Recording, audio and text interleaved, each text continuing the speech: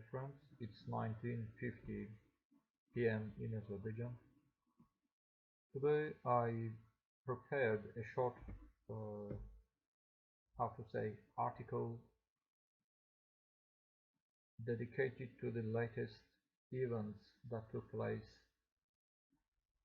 a couple of days ago in Iraq, in Baghdad.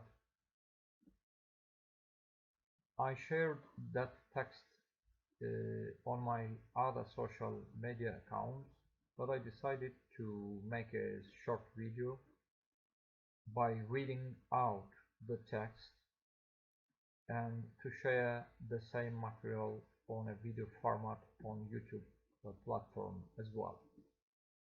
So the title of the article is as following: The Middle East and the Remotest Peace. I am going just to read out the text as it can be found on my social media accounts, including Facebook, LinkedIn, and etc. The latest events in the Middle East seem to possess more than enough potential to pose a serious threat to fragile peace and security in this region and even on the so-called neighboring sensitive territories.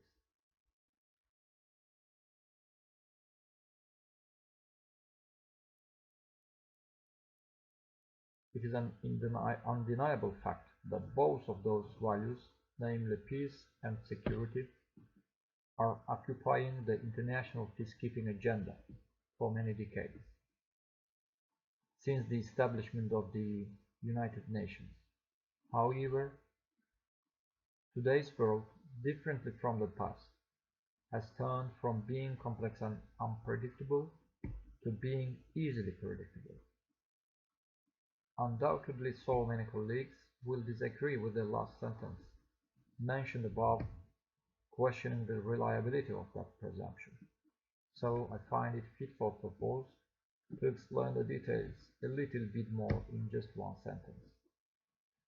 Second by second, or maybe minute by minute, our world is becoming more dependent on economy, and therefore it becomes much easier to predict the future of the events almost in every sphere of human life.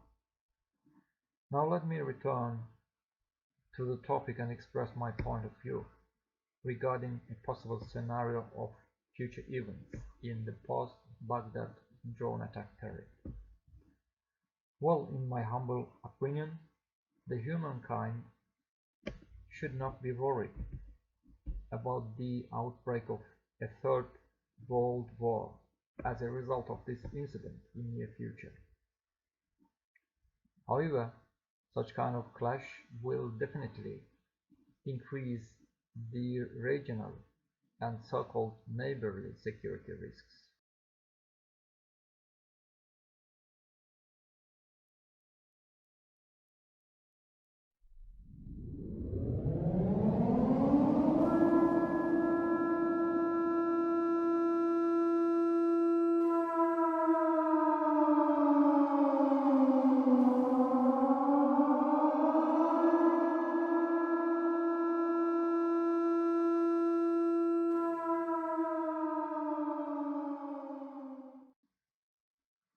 On the other side, the incident can lead to an absolutely different interpretation of international law.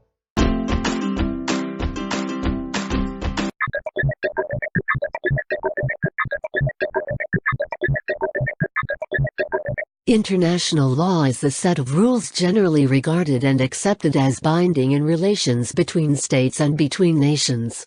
It serves as a framework for the practice of stable and organized international relations, thus causing a serious global change and even breakdown in the international legal system.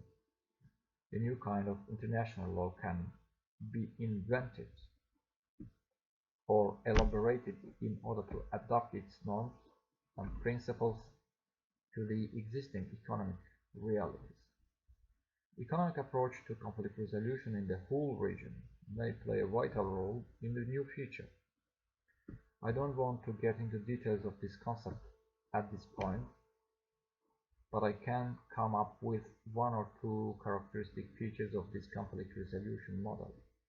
First of all parties to a conflict will concentrate not on their past losses, but future gains and benefits.